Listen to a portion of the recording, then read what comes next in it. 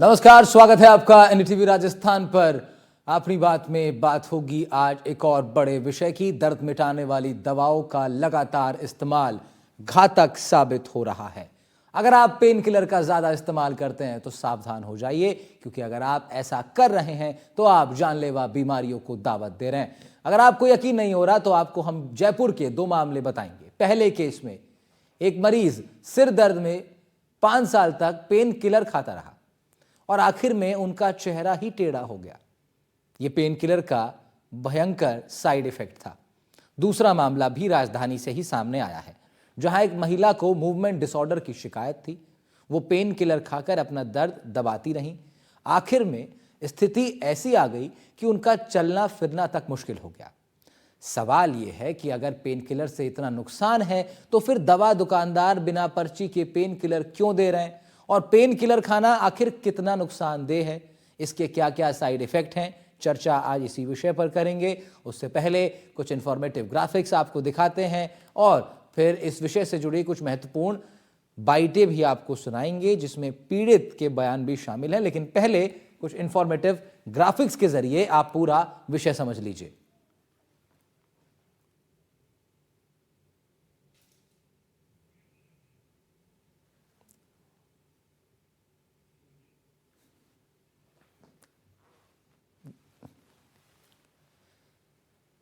तो ये पूरा मामला जो है, देखिए, बहुत ही सेंसिटिव हो गया है, बहुत ही गंभीर ये मामला हो गया है, क्योंकि लगातार लोग अपने दर्द को छिपाने के लिए, दबाने के लिए, खासतौर पर जो घरों की महिलाएं हैं, गृहिणियां हैं, वो पेन किलर्स का इस्तेमाल करती हैं। ये कोविड आ गया था, फिर 5 साल तक न कोई मेरे को ढंग का डॉक्टर मिला। फिर त्रिलोकचंद जी के पास गई जैसे तैसे एक बार, तो उन्होंने कहा कि भैया आपके पास आपके तो वो है। फिर वो भी बस कभी मिले नहीं मिले। कितने अस्पतालों में दिखाए थे आप अपनी बीमारी को लेकर? भाई जो बताता वैसे वहीं दिखाती। करीब कितने अंदाजा? 5 साल तक परेशान होती रही। तकलीफ क्या थी, क्या क्या परेशानी थी? भाई तकलीफ पहले तो ये हाथ मतलब ऐसे ज़्यादा कंपन करने लग गया। उसने कहा कि भाई नहीं, अभी संडोपा काम कर रही हैं, आपके काम कर रही हैं। फिर मैं बोली मैडम संडोपा फिर उन्होंने मेरी बंद कर दी। तो फिर मेरे से तो बिल्कुल मेरे क्या पहले सिर में दर्द होता था, फिर मैं गोली लेता था कॉम्प्लेन। फिर मैंने कम से 4-5 साल कंटिन्यू गोली ली, फ़र्क नहीं पड़ा। फिर मैंने अपने पर्सनल डॉक्टर को दिखाया, तो उन्होंने मेरे सीटी स्कैन एमआरआई भी कराया, लेकिन उससे मेरे कोई फ़र्क नहीं पड़ा घट में। फिर मुझे डॉक्टर बेहोश बारे बताया गया। फिर उनके पास आया तो इन्होंने एमआरआई सीटी स्कैन कराई, इन्होंने मेडिसिन दी। फिर उन्होंने मुझे बोटॉक्स के लिए बोला, तो उन्होंने मेरे बोटॉक्स लगाया, तो मेरे बोटॉक्स से बहुत आराम मिला। मेरे सिर में बहुत नसें फूल जाती थी, दोनों आगे तरफ अगर नसें फूल जाती, हाथ पैर दूसते थे, कंपिंग करते थे। ये प्रॉब्लम थी मेरी। क्या आपको ये समस्या बिना प्रिस्क्रिप्शन के दवाई लेने के कारण हुई? हो सकता है भी हमें कि जनरली स्टीरॉयड बहुत कॉमन लेते हैं, वो जोड़ों में दर्द में भी लेते हैं स्टीरॉयड, और दर्द की गोली कॉमन लेते हैं। तो 2 तरह के हम मरीज देखते हैं। एक तो कुशिंग सिंड्रोम होता है स्टीरॉयड की वजह से, और दूसरा उनके मल्टीपल फ्रैक्चर हो जाते हैं, और तीसरे गुर्दे खराब होते हैं। भारत में सबसे ज़्यादा गुर्दे खराब जो होते हैं वो पैरासीटामोल ओवर यूज की हो सकते हैं, डिक्लोफेनिक की वजह से होते हैं। तो 2 तरह के मरीज हम लोग देखते हैं। तीसरी इंपॉर्टेंट बात मैं बोलूँगा, हम लोगों का नॉर्थ इंडिया का एक बड़ा सेंटर है एडवर्स ड्रग रिएक्शन। कोई भी दवाई रिएक्शन करती है तो मैं उसका मेंबर हूँ। कोई भी दवाई रिएक्शन करती है तो हम सबसे पहले मरीज की पूरी हिस्ट्री लेते हैं एडमिट करके कि आपको इस दवाई से रिएक्शन हुआ है। फिर 3 डॉक्टर का पैनल बैठता है कि साहब आपको डिक्लोफेनिक से रिएक्शन हुआ, पूरी हिस्ट्री लिखते हैं, कब से ली, क्या रिएक्शन हुआ, बंद करने के बाद क्या हुआ, कब से ले रहा है। फिर 3 सीनियर डॉक्टर प्रोफेसर लेवल के उसका रिलेशन तय करते हैं कि उस दवाई से रिएक्शन हुआ है, ऐसा तो नहीं कोई और खाने की वजह से हो गया हो सकता है कोई कीड़े ने काट लिया हो। तो हम लोग पूरा उसको स्टडी करके फिर आगे भेजते हैं। फिर वो दवाई का रिएक्शन जब आप लोग पढ़ते हो ना, किताब में आता है, बुक में, वही चीज़ किताब में आती है कि साहब इस दवाई से ये रेसेस देखे गए। अभी वर्तमान की बात करूं तो कुछ एक दिन पहले की बात है कि एक स्टीवन जॉनसन सिंड्रोम होता है, रेयर होता है, पर वो एक पैरासीटामोल से हुआ। फिर वो हमने नोट करके लिखा। तो देखिए, विषय बहुत ही महत्वपूर्ण है। अभी आपने कुछ ग्राफिक्स भी देखे अपनी स्क्रीन पर, और इस पूरे विषय से संबंधित लोगों की बात भी सुनी, जिसमें पीड़ित भी शामिल थे और डॉक्टर भी अपनी राय इस पर रख रहे थे। अब कुछ चर्चा की शुरुआत कर लेते हैं। पेन किलर, साइड इफ़ेक्ट की तमाम चीज़ें, ये भी हम आपको बीच चर्चा में बताते रहेंगे। फिलहाल अब देखिए डॉक्टर दिनेश सिंह राठौर हमारे साथ जुड़ेंगे, फार्मासिस्ट हैं। पुनीत सक्सेना सीनियर प्रोफेसर हैं, आप हमारे साथ जुड़ेंगे। डॉक्टर कमल कुमार कासवान नेफ्रोलॉजिस्ट हैं, आप भी हमारे साथ होंगे। और साथ ही साथ डॉक्टर नरेश चावला भी हमारे साथ जुड़ेंगे, आप संयुक्त सचिव हैं इंडियन मेडिकल एसोसिएशन के। लेकिन सबसे पहले शुरुआत में कर रहा हूँ दिनेश सिंह राठौर साहब से। आप फार्मासिस्ट के नाते से इस पैनल पर बैठे हैं। दिनेश सिंह साहब, ये जो पेन किलर्स की गोलियां होती हैं आमतौर पर अब तो ऐसा लगने लगा है कि जैसे क्रोसिन और डोलो जैसी गोलियां ज़रा सा बुखार होने के बाद तुरंत आदमी लेने लगा और एक बहुत कॉमन ये गोली बन गई, बहुत ही कैजुअल इसका इनटेक होने लगा, ख़ास तौर पर कोरोना के पीरियड के टाइम के बाद से ही।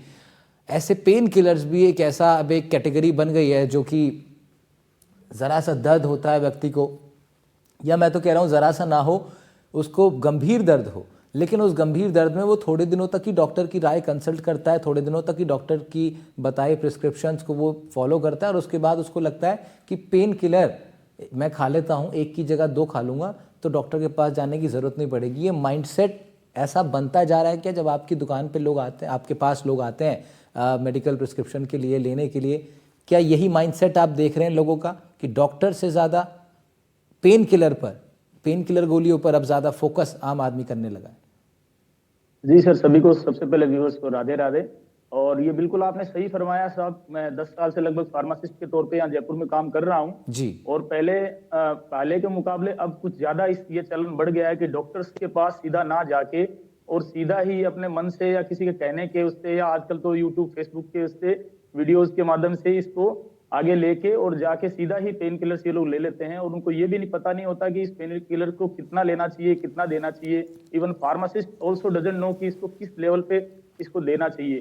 तो ये बात आपकी बिल्कुल सही फरमाया आपने कि इस तरह का चलन बढ़ा है फार्मासिस्ट मेडिकल स्टोर्स पे। तो इसमें सर फिर आपको क्या लग रहा है कि ये, अच्छा कई बार ऐसा भी होता होगा दिनेश सिंह राठौर साहब, ऐसा भी अनुभव आपके ध्यान में आता ही होगा कि भाई कई बार आप खुद भी कह देते होंगे कि पेन किलर जो है थोड़ा हैवी है, इसको आप मत लीजिए, आप जो है एक बार डॉक्टर से पूछ लीजिए। उसके बावजूद, क्योंकि मेरे ऑब्जर्वेशन में ऐसा कई बार आया, मैं जब यूज जाता हूँ मेडिकल स्टोर पर, कई बार मेरे कुछ मित्र भी हैं, उनके साथ कुछ टाइम देर वहाँ बिताता हूँ मैं, तो देखता हूँ कई कस्टमर्स जो आते हैं दवाई लेने के लिए, उनका दिमाग में एकदम क्लियर रहता है कि नहीं नहीं कोई बात नहीं, आप दे दीजिए, हम 2 दिन में एक बार खा लेंगे तो उससे हमारा काम हो जाएगा, नहीं नहीं कोई बात नहीं, ये तो हम तभी खाते हैं जब ज़्यादा दर्द होता है, आप दे दीजिए। तो ये जो दिमाग, ये जो विचार बन रहा है लोगों का, क्या ऐसी तरीके से बनता जा रहा है ना? जी जी, उन्होंने अपना मन बनाया होता है पहले से ही कि whatsoever reason, whatsoever said by pharmacist, हमें तो ये दवाई लेनी है और हम जाएंगे और लेके आएंगे, चाहे कैसे भी लेनी है, लेकिन ये दवाई हमें लेनी है।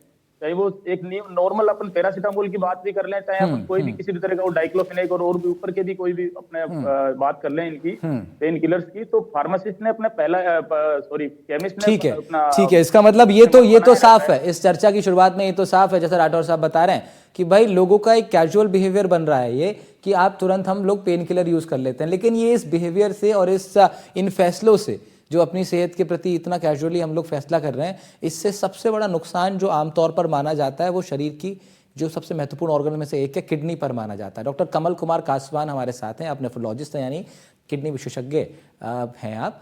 और डॉक्टर कमल कुमार कासवान, क्या ये बात ठीक है कि सबसे ज़्यादा और सबसे जो दुष्प्रभाव है इस तरह की गोलियों के साइड इफ़ेक्ट्स का, वो किडनी पर ही पड़ता है?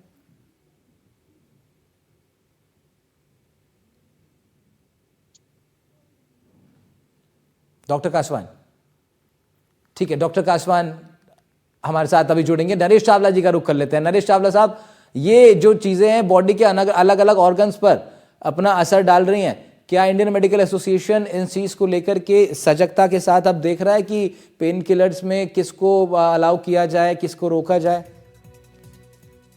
मुद्दा बहुत ही बड़ा मुद्दा है, नंबर 1।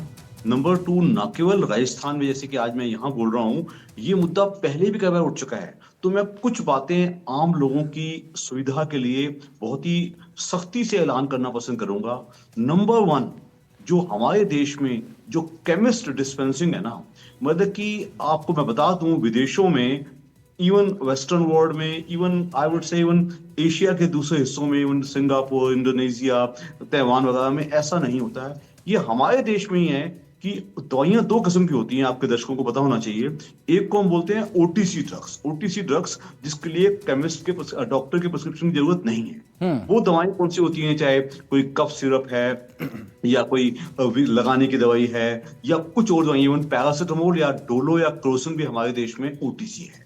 लेकिन जो दूसरी दवाइयां होती हैं शेड्यूल एच ड्रग्स, जिसमें पेन रिलीवर्स आते हैं, जिसमें डाइक्लोफेनेक आता है, इबुप्रोफेन आता है, मेफेनेमिक एसिड आता है, ये सब दवाइयां कायदे से बिना डॉक्टर के नुस्खे के मिलनी ही नहीं चाहिए। लेकिन मेरे देश में मैं क्या बात करूं, मैं दिल्ली में बैठा हूं, I am a practitioner in north Delhi, तो इवन दिल्ली में बुरा हाल है। आप इमेजिन करो तो दूसरे शहरों में या दूसरे मेट्रोपॉलिटन सिटीज में या कस्बों में क्या हाल होता होगा कि कुछ भी तुम दवाई केमिस्ट से, कुछ चाहे एंटीबायोटिक हो, चाहे वो हाई पोटेंसी पेन रिलीवर हो, आप ले सकते हैं। ये बुराई हमें न केवल रोकनी पड़ेगी, लोगों को कोऑपरेट करना पड़ेगा, प्रशासन को, ड्रग कंट्रोलर जो स्टेट्स के हैं, जो ड्रग कंट्रोलर देश का है, कहीं ना कहीं सख्ती की करनी पड़ेगी, नहीं तो ऐसी वारदातें होती रहेंगी। नंबर 1। नंबर 2 जो मैं बात बताना पसंद करूंगा कि जो हमारे देश में जो दूसरी बीमारियां, एक पेशेंट फॉर एग्जांपल एक डायबिटिक है, उसमें जैसे कि हमारे नेफ्रोलॉजिस्ट कमलकांत जी बाद में जवाब देंगे इस बात का कि एक डायबिटिक पेशेंट को हम कहेंगे पेन रिलीवर ना दिया जाए।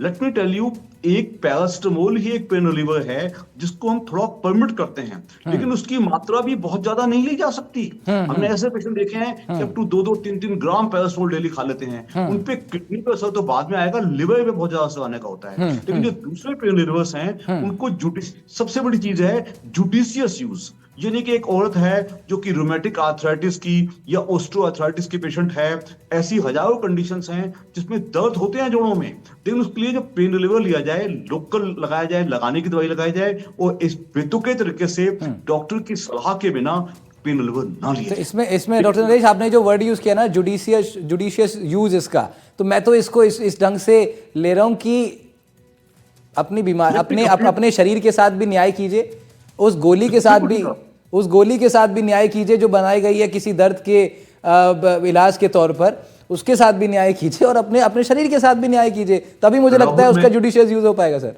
ठीक बात है ना? Rahul, let me complete one sentence. Pen relievers और एंटीबायोटिक्स, ये दोनों दवाइयां रिजर्व करने की दवाइयां हैं। इवन एंटीबायोटिक के साथ हमारे देश में बहुत अन्याय होता है, पेन रिलीवर्स के साथ इतना अन्याय होता है। मैंने ऐसे पेशेंट देखे हैं। और दूसरा, जैसे कि हमारे फार्मासिस्ट बता रहे थे, स्टेरॉइड पेशेंट को, ऐसे जोड़ों का दर्द है, पेशेंट कहता है डॉक्टर साहब, वो अपने मॉडर्न मेडिसिन के डॉक्टर को छोड़ के किसी क्वैक में चला जाएगा। क्वैक मतलब जो अनपढ़ डॉक्टर होता है, नीम हकीम होता है, वो उसको ऐसा स्टेरॉइड दे देगा, डॉक्टर साहब आपके नीम हकीम की दवाई से ठीक हो गया। और जो एक जायज डॉक्टर है, जो कि बकायदा रूमेटोलॉजिस्ट है या ऑर्थोपेडिक सर्जन है, उसने के, तो कहीं ना कहीं हमें अपने मरीजों को एजुकेट करने की जरूरत है, मरीजों को जागरूक करने की जरूरत है, और पेन रिलीवर्स को बहुत ही, लेकिन इसके साथ साथ सर फिर एक बात ये भी आ जाती है बहुत महत्वपूर्ण, इसमें एक और महत्वपूर्ण बात फिर ये भी है कि हम कह रहे हैं कि भाई हमें पेशेंट्स को जो है एजुकेट करने की जरूरत है, और इसको आम भाषा में ऐसे समझ सकते हैं कि लोगों को जागरूक होने की जरूरत है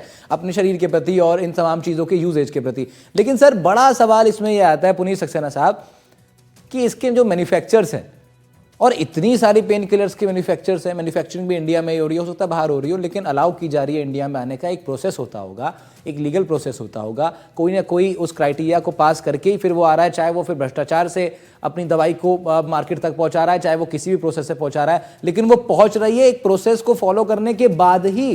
तो मैं ये जानना चाह रहा हूँ पुनीत सक्सेना साहब, ये जो पूरा प्रोसेस है किसी दवाई को मार्केट तक लाने का, इसके बीच में बहुत सारी कड़ियाँ होती होंगी, क्या उनमें लूप होल्स हैं, उनके फॉलो पॉइंट्स में, उनके चेक इन पॉइंट्स में वहाँ कहीं ना कहीं लूप होल्स हैं कि जो दवाइयाँ नहीं होनी चाहिए मार्केट में वो भी बिके जा रही हैं पेन किलर के नाम पे? ये आपने बिल्कुल सही सवाल पूछा। पेन किलर्स के एडवर्स इफेक्ट्स की यदि हम बात करें तो पेन किलर्स हम 3 कैटेगरी में बांट सकते हैं मोटा तरीके से। एक तो जो एनसेड्स होते हैं पेन किलर, जिसमें कि हमने पैरासिटामोल, डिक्लोफेनेक, मेफेनेमिक एसिड या एस्प्रिन या और इंडोमेथासिन, इस तरह की दवाइयाँ। दूसरी दवाइयाँ हैं ओपिएट ड्रग्स, जो कि मॉर्फिन या उनके आर्टिफिशियल कंजेनर से बनती हैं, जो कि एडिक्शन पोटेंशियल रखती हैं। वो भी मार्केट में उपलब्ध है। और तीसरी जो कैटेगरी है वो दर्द के लिए जो ओटीसी कई बार जो मिसयूज जिसका हो रहा है वो है स्टेरॉइड्स, जो विभिन्न तरह के स्टेरॉइड्स मिल रहे हैं पेशेंट को। तो एक तो ये है कि इसमें तीनों ही कैटेगरी जो हैं उनको उनका जुडिशियस यूज होना चाहिए। They all are prescription medicines, prescription पे ही मिलनी चाहिए। और आजकल क्योंकि इतने patients hypertension, diabetes, kidney disease, heart disease से ऑलरेडी सफर कर रहे होते हैं, इसके अलावा घुटने के जोड़ हैं, बैक एक है, तो ऑस्टियोआर्थराइटिस है, तो लोगों को पेन किलर्स की जरूरत पड़ती है, मगर वो प्रिस्क्रिप्शन से ही कौन सा सूटेबल पेन किलर उनके लिए वो ले। नंबर एक। नंबर दो, आपने जो सवाल पूछा कि इतनी सारी दवाइयां जो मार्केट में उपलब्ध हो रही हैं, तो ये सब जो हैं वो कंपनियां जो हैं वो लाइसेंस के तहत ही काम करती हैं। और यदि वो उसमें रेगुलेटरी जो बॉडीज हैं, जो ड्रग कंट्रोलर्स हैं, जो कि क्वालिटी कंट्रोल चेक करते हैं दवाइयों के, सैंपल उठते हैं, बैच चेक होते हैं, तो ये उस पर डिपेंड करता है कि ये इनकी गुणवत्ता क्या है, इसमें कोई मिलावट तो नहीं है या दवा पूरी है। तो एक तो ये हो गया, गुणवत्ता सही होनी चाहिए। और दूसरा, उनकी उपलब्धता जो है वो सिर्फ प्रिस्क्रिप्शन पर ही होनी चाहिए, चाहे वो पैरासीटामोल हो या कॉम्प्लेक्स एनाल्जेसिक्स हो, क्योंकि यदि ज्यादा मात्रा में ली गई तो एडवर्स इफेक्ट्स इनके होकर के रही। बिल्कुल। अब इस पे ये ज़रा बात कर लेते हैं बचे हुए समय में, और शुरुआत फिर एक बार दूसरे विषय कर लेते हैं दिनेश सिंह राठौर साहब के साथ। दिनेश सिंह साहब, अब इसको दूसरे तरीके से देख लेते हैं। एक तो ये होगा कि भाई पेन किलर्स हो गई, चाहे एंटीबायोटिक हो गई, या फिर जो बुखार के लिए आमतौर पर हम लोग यूज़ कर लेते हैं, लोग यूज़ कर रहे हैं उसको, क्रोसिन हो गई या फिर अन्य दवाइयाँ हो गई, इनका जो यूजेज है। एक बड़ा सवाल ये भी आता है कि फिर ऑल्टरनेटिव क्या आप देंगे? भाई पेन किलर आप नहीं दे रहे, और मरीज़ को लग रहा है कि भाई इलाज तो जो है बहुत लंबा चलेगा, दर्द, कुछ ऐसे दर्द होते हैं जो आदमी को लगता है कि कभी जाएंगे ही नहीं। उनका डॉक्टर्स भी एक ही इलाज बता देते हैं कि भाई इसका एक ही इलाज है, आप एक्सरसाइज कर लीजिए, बस आप स्ट्रेचिंग कर लीजिए, बॉडी को स्ट्रेच कर लिया कीजिए, चाहे कमर का दर्द हो या इस तरह के दर्द जो खास तौर पर गृहिणियों को हो जाते हैं काम करते हुए। तो उसके लिए अब आप ऑल्टरनेटिव क्या देंगे? कौन सी मेडिसिन ऐसी अवेलेबल हैं जो कि एक ऑल्टरनेटिव का काम कर सकती हैं लेसर साइड इफेक्ट्स के साथ? देखिए सर, प्रॉपरली तो फार्मासिस्ट का ऐसा कोई रोल नहीं होता है कि मैं डिसाइड करूं कि कौन सी मेडिसिन एक पेशेंट को लेनी चाहिए। लेकिन मैं कह रहा हूं आपके पास ऑप्शंस अवेलेबल रहते हैं बहुत सारी अलग अलग पेन किलर्स का, कम से कम लोगों को ये पता रहे कि कौन सी बेहतर है। Sir, we are talking about paracetamol. शुरुआत ही पैरासीटामोल से होती है, और जब अपन पैरासीटामोल के एक्सेस यूज के ही ओवरडोज के बारे में बात कर रहे हैं, तो इसके अलावा हमारे पास में इस पैरासीटामोल से डाउन तो कोई ऐसी दवाई रहती नहीं है जो इतनी सेफ हो, और उसके बावजूद भी अपन इसके बारे में बात कर रहे हैं। ठीक बात है। फार्मासिस्ट के पास में इतना रोल नहीं होता है कि वो ये डिसाइड करे कि पेशेंट को क्या है। सीधा सा ये कि पेशेंट को ये समझना पड़ेगा कि हमें सीधा डॉक्टर साहब के पास ही जाना पड़ेगा, and doctor has to decide कि what type of medicine I have to take. ना कि बजाय इसके कि वो खुद ही ये फैसला कर ले कि मैं एक काम करूंगा, मुझे दुकान पे जाऊंगा, वो मुझे 4 दवाई बताएंगे, मैं एक हल्की वाली ले लूंगा उसमें से। बजाय इसके वो डॉक्टर के पास जाएं और डॉक्टर जो सजेस्ट करें उसी हिसाब से करना चाहिए। तो देखिए, बहुत अच्छी बात और बहुत साफ शब्दों में दिनेश सिंह जी ने ये बात कही, और यही बात समझाने का प्रयास सरकारें भी करती हैं और डॉक्टर्स खुद भी। हमेशा डॉक्टर्स भी, आप जाते हैं, हम सब लोग, डॉक्टर्स भी ये सजेस्ट करते हैं कि ठीक है, कई बार हो सकता है आप मेरे पास ना आ पाओ, कई लोग दूर से पहुंचते हैं डॉक्टर के पास, हो सकता है आप ना मेरे पास पहुंच जाओ, लेकिन डॉक्टर भी कुछ दवाई बता के रखते हैं कि जरूरत पड़ेगी तो ये वाली दवाई ले लेना, इस पर्चे में अलग से लिख दे रहा हूं, ये वाली दवाई आप ले लेना। लेकिन उसके बावजूद भी लोग जो है खुद ब खुद अपनी तरफ से ही अपना, जिसे हम कहते हैं ना कि वो सबके पास हिंदुस्तान में हर आदमी डॉक्टर है, कई बार ऐसे शब्द सुनने में आते हैं कि हिंदुस्तान में तो हर आदमी डॉक्टर है, तो वो हर आदमी डॉक्टर बनने का क्रम छोड़ना पड़ेगा। लेकिन ये होगा कैसे नरेश चावला साहब, ये होगा कैसे कि लोग खुद डॉक्टर बनना बंद कर दें? ये जागरूकता कैसे आएगी, ये एजुकेशन कैसे आएगी हमारे तमाम सिविलियंस के बीच में? क्योंकि ये भी समझना पड़ेगा कि उस वक्त वो आदमी परेशान है, उसको दर्द है, वो बीमार है, तो फिर कई बार क्या होता है, बहुत सारी समझ साइड हो जाती है। देखिए, मैं दोबारा बता दूं, जैसे कि आप पूछ रहे थे कि ओ एवेन्यूज का है। एक आदमी कहता है मुझे रूमेटिक आर्थराइटिस है, मुझे ऑस्टियोआर्थराइटिस है, मुझे दर्द बहुत हो रहे हैं। उसके लिए पहली बात तो फर्स्ट चीज वही है कि be in touch with your doctor. आप अपने फैमिली डॉक्टर, जो मॉडर्न मेडिसिन सिस्टम का आपका डॉक्टर, उसके टच में रहिएगा। प्लस या आपका कोई फिजिशियन है या आपका कोई रूमेटोलॉजिस्ट है, उसकी सलाह लेके कीजिएगा, नंबर 1। नंबर 2, एक्सट्रीमली इंपॉर्टेंट, आप वही दवाई आप लगाने की दवा में लगा सकते हैं। डाइक्लोफेनेक के लगाने की दवा भी आती है। तीसरा, उसके पैचेस भी आते हैं आजकल, स्किन जो उसके पैचेस को लगाया जाए तो उससे बड़ी आसानी से आप उसका दर्द ठीक किया जाता है। और दूसरा, जो हमारे देश में एक आदत है ना कि मुझे जल्दी ठीक होना है, मेरा दर्द एकदम ठीक हो, मुझे कॉम्बीफ्लैम मिल जाए या टेक्लोफेन मिल जाए या कोई इबुप्रोफेन मिल जाए, ये जी दवाइयां बहुत ही पोटेंशियली डेंजरस हैं। जी आम आदमी बोले क्या कहता है, डॉक्टर साहब जो मैंने आपने दवाई जो पैरासिटामोल दी थी ना, उससे मुझे फायदा नहीं हुआ, मैं ये गोली खा लेती हूँ या खा लेता हूँ तो ठीक हो जाता है। हाँ तो हाँ कहीं हाँ ना कहीं उनको समझाने की जरूरत है कि अर्ली रिलीफ की जरूरत एक चीज है, अर्ली रिलीफ के अलावा एक ऐसी दवा जो आपको लंबा नुकसान ना करे, उसके लिए पेशेंट को जागरूक करना या नहीं एजुकेट तो करना एक्सट्रीमली फिर यहाँ पे डॉक्टर साहब क्या एलोपैथिक की जगह क्या अन्य जो ऑप्शंस हैं जैसे होम्योपैथिक हो गई, क्या ये एक आप मैंने जी देखिए देखिए देखिए, मैं आपको रिपीट कर लूं, ना केवल एलोपैथिक मेडिसिन या modern medical system, I would say even homeopathy या आयुर्वेदा, आप लीजिए जो आपको सूट करता है। हम यू आर ओपन, एक आदमी की कोई भी चॉइस हो सकती है, बट जो कुछ भी करे वो तरीके से करे और अच्छे से करे, अपनी मर्जी से न करे। ठीक लेकिन है। जो और फिर एक एलोपैथिक बार साथ दवाइयां साथ डॉक्टर होती साहब ये भी बता दीजिए इसी बात में ऐड ऑन करके डॉक्टर नरेश चावला साहब ये भी बता दीजिए कि जब इस तरह के ये जो आप अगर हम जस्टिफाई नहीं करेंगे अपने शरीर के साथ और दवाइयों का जितना उपयोग होना चाहिए उतना उससे अलग जाके हम करेंगे तो क्या क्या नुकसान शरीर को हो सकते हैं, जरा ये आप हमारे दर्शकों को समझा दीजिए मैं अपने बता अनुभव से। दूं आपको, वो जो मॉडर्न मेडिसिन सिस्टम की दवाइयां हैं, ये एक समूह क्विक रिलीफ देती हैं, तो लोग इसका मिसयूज या ओवर यूज ज्यादा करते हैं। हमें उनको बताना जरूरी है कि आपने एक आधी गोली कभी खा ली, कोई दिक्कत नहीं है। आपने आदत बना ली कि मैं डेली 2 गोली डेक्लोफेनेक की खाने ही खाने हैं और बिना डॉक्टर की सलाह के खाने हैं, ओवरडोज करनी है, तो उसके तो नुकसान ही नुकसान है। एक नहीं, हजारों नुकसान एडवर्स साइड इफेक्ट्स में। चाहे सबसे पहले गैस्ट्राइटिस, गैस बन रही है, आपको पेट में जलन होकर अल्सर होने का डर रहेगा। उसके ऊपर जो दूसरे नुकसान किडनीज पे हैं, दूसरे जो नुकसान उसके स्किन पे हैं, कहते हैं पेन रिवर्स के नुकसानों की तो गिनती ही नहीं है। तो कहने का मतलब जितना भी आप यूज कीजिएगा, ये मत सोचो कि मैं आज का फायदा सोच रहा हूं, भैया कल या आज के साल बाद या 6 महीने बाद या 2 साल बाद जो नुकसान होना है उसको जानना अत्यंत आवश्यक है, इससे पहले कि कोई मरीज अपनी मर्जी से दवाई खाता रहे। तो ये देखिए बहुत ही महत्वपूर्ण बातें हैं जो आपको समझनी चाहिए। पुनीत सक्सेना साहब आपका अनुभव अब क्या कह रहा है, क्योंकि आने वाले वक्त में जो पूरा टेक्नोलॉजी है मेडिसिन की ये भी एडवांस होती जा रही है और क्योंकि ये भी एक बड़ा विषय, देखिए पॉपुलेशन भी बहुत अब जितनी है हिंदुस्तान के अंदर ज़रूरत से उसको ज़्यादा ही माना जाता है एक आम देश के हिसाब से। तो ऐसे में अब आने वाला जो भविष्य है, मुझे लगता है, आपको क्या लगता है पुनीत सक्सेना साहब, कुछ गाइडलाइंस जो हैं स्ट्रिक्टली फॉलो करवाए जाने की ज़रूरत है सरकार द्वारा, स्वास्थ्य विभाग द्वारा, जो मेडिकल सेंटर्स खुले हुए हैं, फार्मालॉजिस्ट जहां बैठे हैं उन तक कौन सी दवाई पहुंच रही है, कौन सी देना उनको अलाउड है, क्या इस तरह की गाइडलाइंस को और स्ट्रिक्ट करने की आवश्यकता है? बिल्कुल सही है। एक तो इसमें आपने पूछा कि इसका भविष्य क्या है, तो जी नई नई जो है एनाल्जेसिक्स भी पे काम होता है और वो आती हैं और विद लेसर साइड इफेक्ट्स। तो पिछले कुछ सालों में और आने वाले कुछ सालों में इस तरह के पेन किलर्स भी आ रहे हैं जो कि जिनके साइड इफेक्ट किडनी पे, लिवर पे काफी मिनिमाइज हो गए हैं because of use of invention and technology. मगर ध्यान रहे कि ये वाली दवाइयां भी प्रिस्क्रिप्शन मेडिसिन ही हैं और प्रिस्क्रिप्शन के हिसाब से ही डॉक्टर के द्वारा जो बताई गई डोज है उसी में खाई जाए, तो ये बहुत जरूरी है। दूसरा, जहाँ गाइडलाइंस की बात है और स्ट्रिक्टनेस की बात है, तो एक तो public awareness which should be a government initiative, a doctor's initiative and initiative by the social organisations.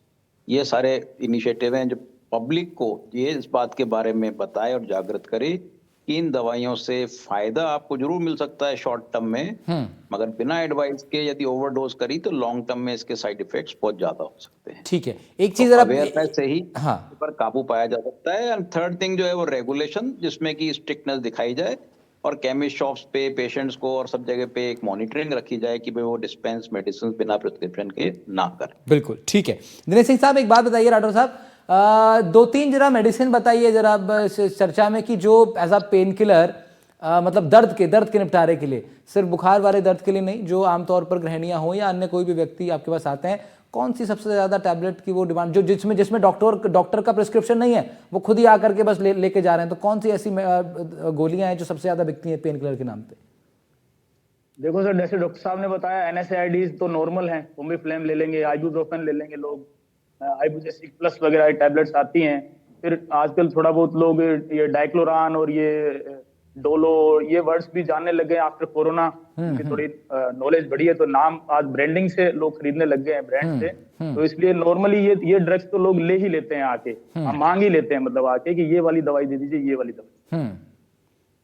तो ये इसमें डॉक्टर नरेश चावला साहब, थोड़ा मैं आपसे ये चाह रहा हूँ कि आप इस चर्चा को वाइंड अप कर दें और वाइंड अप में ज़रा ये बता दें कि ये तमाम जो कॉमन गोलियाँ हैं इनका यूजेज किस किस लिमिट तक ठीक है, क्योंकि ये ऐसी गोलियाँ जिसको लेने से पहले आदमी इम्पॉर्टेंट ही नहीं समझता कि ये गोलियाँ लेने के लिए डॉक्टर से पूछने की क्या ज़रूरत है, ये तो मैं ऐसे ही जाके ले लूँगा, ये तो पिछली बार भी मैंने ली थी, ये तो सब लेते हैं। तो ये ऐसी वाली जो गोलियाँ हैं ना जो सब लेते हैं, जिसमें डॉक्टर की ज़रूरत ही नहीं है जी, हम खुद ही जाके यूज़ कर लेंगे, हमें पता है इसका क्या होने वाला है, ऐसी गोलियों के उपयोग के लिए मैं चाह रहा हूँ आप इस बात से ज़रा वाइंड अप करें चर्चा को। बहुत ही अच्छा आपने का वाइंड अप के लिए मुझे कहा है। मैं दोबारा कहूंगा, देखो हमारा देश अमीर देश भी है, कहने को ऑलमोस्ट सुपर पावर बनने की चेष्टा भी कर रहा है। एट द सेम टाइम आज भी हमारे देश में लोगों में थोड़ी सी एजुकेट होने के बावजूद भी अज्ञानता जरा ज्यादा है। कहीं ना कहीं हमें अपने लोगों को, कहीं एडमिनिस्ट्रेशन को और हेल्थ अथॉरिटीज को सख्ती भी करनी पड़ेगी, और कहीं ना कहीं हम डॉक्टर्स को, जैसे इंडियन मेडिकल एसोसिएशन के almost 4 lakh member all across India हैं, उन लोगों को एजुकेट करना पड़ेगा, बताना पड़ेगा भाई मिस्टर पेशेंट, आज आप गलती कर रहे हैं, शॉर्टकट काट रहे हैं, अपना फीस बचा रहे हैं, लेकिन कल यही नुकसान आपको उल्टा पड़ेगा। सही यही बात चीज है। बताने की बहुत ज्यादा जरूरत है कि आप पेन रिलीवर्स ले रहे हैं अपनी मर्जी से, कल आपकी किडनी खराब हो गई, आपको क्रोनिक किडनी डिसीज हो गई, तो आप कहीं लाखों रुपया खर्च करेंगे। यही चीज जाके आप अपने डॉक्टर के टच में रहिए। इत्फाकन ठीक है। हमारे देश में fully trend modern medical system doctors भी हैं, आयुर्वेदिक डॉक्टर्स भी हैं, होम्योपैथिक डॉक्टर्स भी हैं। ठीक है, आपकी जिधर भी ठीक है। रुझान रहता है, but be in touch judiciously pen relievers, और अपनी मर्जी से सेल्फ डिस्पेंसिंग और केमिस्ट डिस्पेंसिंग को एनकरेज मत ठीक है, कीजिएगा। ठीक है, ठीक है। बहुत बहुत शुक्रिया डॉक्टर नरेश चावला साहब, आपके बहुत ही प्रेशियस कमेंट्स के लिए। दिनेश सिंह राठौर साहब, बहुत शुक्रिया आपका, और साथ ही साथ पुनीत सक्सेना साहब, आपका भी बहुत शुक्रिया। आप लोग इस चर्चा में जुड़े, आप लोगों ने अपने अनुभव साझा किए, और हमारे तीनों पैनलिस्ट की कोशिश यही रही, उनकी बातों से समझ में यही आया कि आप लोगों को, हम सभी को जागरूक होना पड़ेगा जब हम दवाई लेने के लिए जाते हैं, और डॉक्टर को कंसल्ट किए बिना दवाई लेना अच्छा ऑप्शन नहीं होता है, यही समझ में आ रही है। तो डॉक्टर को कंसल्ट करें और ज़्यादा पेन किलर्स का उपयोग कम से कम करने की सोचें। फिलहाल इतना ही। इस तरह के महत्वपूर्ण और जन सरोकार से जुड़े विषय पर एनडीटीवी राजस्थान लगातार कोशिश कर रहा है आप तक बात पहुंचाने की। फिलहाल इतना ही। नमस्कार।